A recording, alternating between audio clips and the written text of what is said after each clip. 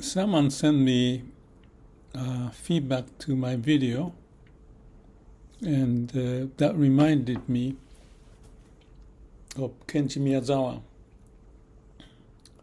This person was saying that my video reminded her of the journey with lots of pictures in the images or something, which triggered the Miyazawa's books with lots of images.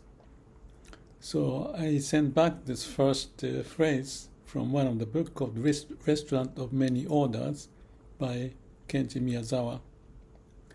These stories of mine, all of them, I received from the forest, the fields, the railroad tracks, the rainbows, and the moonlight. The other one I picked up to send her back the images. It's this one. The phenomenon called I is one blue light of an assumed organic alternating current lamp. While flickering busily and flickering together with the scenery and everyone else, it certainly burns. So it's very contemplative and introspective. But then later, I found another one that I liked, absolutely wonderful. It's kind of far-stretched, but I want to share it. This is also by Kenji Miyazawa. Come to think about it, I put his poem into my book. Maybe I'll put that poem into description. This one is for the farmers in Japan who are very poor and going through a difficult time. He said something like this: individual happiness cannot be achieved until the entire world becomes happy. It's like may all beings be happy. The idea that we share in Vipassana. Kenji says, the consciousness of the ego evolves gradually from the individual to the collective, society, and the universe. Is this direction not the path trodden and taught by the ancient sages? The new era is moving towards a direction where the world becomes a single consciousness and a living entity. To live correctly and strongly is to be aware of the galaxy within oneself and to act accordingly.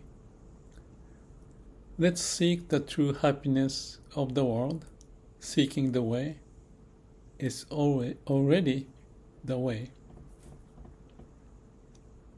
Maybe far-stretched, but for example, this starting from individual's happiness to expand to the friends, family, society, the world, into the galaxy, is pointing the same notion of entire world becoming happy. So beyond the boundary that we may have within, like the boundary between mind and heart, or within mind, there are many minds, like a mini me, trying to allocate the resources or fight against each other to seek for the better way to live.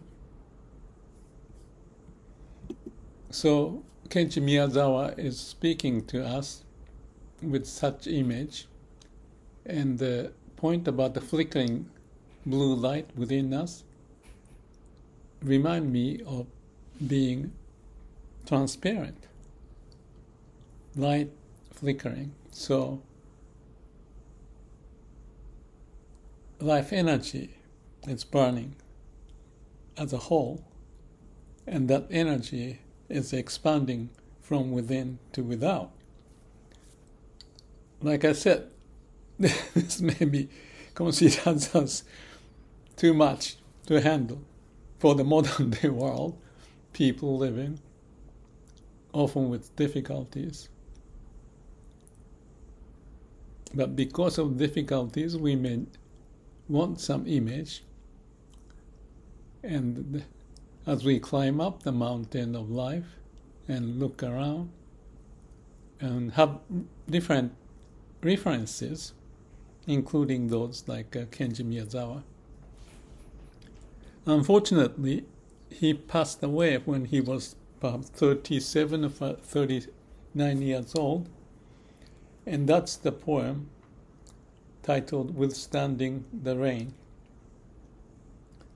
As a matter of fact, I was talking about the rain and the Buddha, that he can go through all the rain, but he has a secure place, what I call the eternal home, that he can deal with. So there are lots of images that I went through this morning, just going through some of the feedback to the video. And then this person talking about the pictures that she got from my posting the videos, where there are a bunch of images that transferred me of my images inside, and the image of the Miyazawa, the Kenji, which turned out to be my son's name. And the Kenji Miyazawa's book, Into the Galaxy, far-stretched. But I'd say, why not, every now and then, to some image like that, going beyond the constraint of the mind and connected to the life, perhaps flickering this blue light and finding the way to expand from the individual to the society to the galaxy.